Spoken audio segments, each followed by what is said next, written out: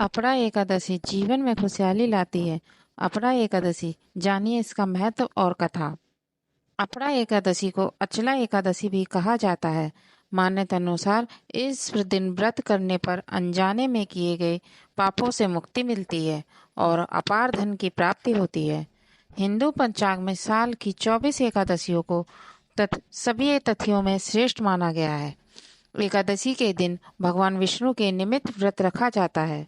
ज्येष्ठ माह के कृष्ण पक्ष के दिन आने वाली एकादशी को अपरा एकादशी कहा जाता है।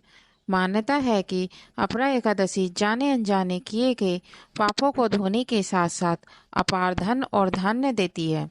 मान्यता अनुसार इस दिन किया गया व्रत समस्त पापों से मुक्ति दिलाता है और जातक को मोक्ष की प्राप्ति होती है।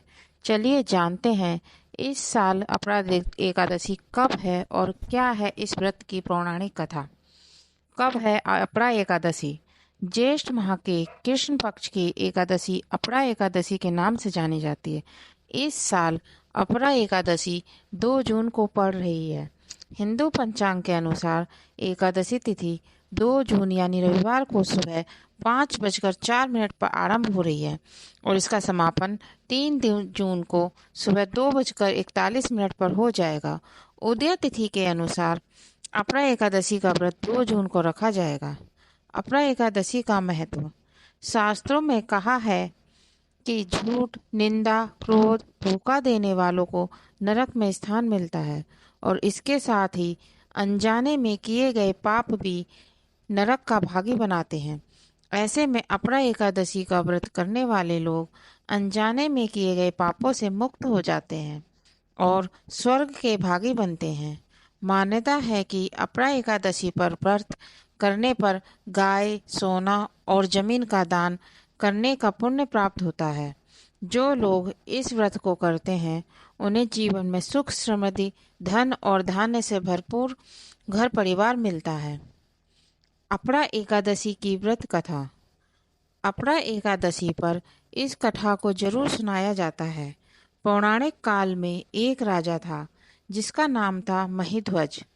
यह राजा बहुत ही नेक और न्यायप्रिय था, लेकिन इसका छोटा भाई वृषध्वज पापी, क्रूर, अधर्मी और अन्याय करने वाला था। छोटा भाई राजा से बहुत ही बैर रखता था। उसने साजिश रखकर राजा की हत्या कर दी और उसके शव को जंगल में एक पीपल के पेड़ के नीचे गाड़ दिया। अकाल मृत्यु होने के कारण राजा महिध्वज की आत्मा आजाद नहीं हो पाई और वो प्रेत बन गया। प्रेत बना राजा पीपल के नीचे काफी उत्पात करता और लोगों को परेशान करता। एक बार धौम्य ऋषि वहां से गुजर रहे थे और उन्होंने पेड़ पर राजा महिध्वज का प्रेत देखा। राजा के प्रेत बनने की कहानी जानकर उन्होंने उसे पीपल के पेड़ से उतारा और परलोक विद्या का उपदेश दिया। ऋषि राजा को सलाह दी कि वो अपरा एकादशी का व्रत करे, इससे उसे प्रेत योनि से मुक्ति मिल जाएगी। राजा ने ऐसा ही किया और उसके पश्चात अपरा एकादशी के व्रत के चलते राजा दिव्य देह धारण करके स्वर्ग का भागी बना।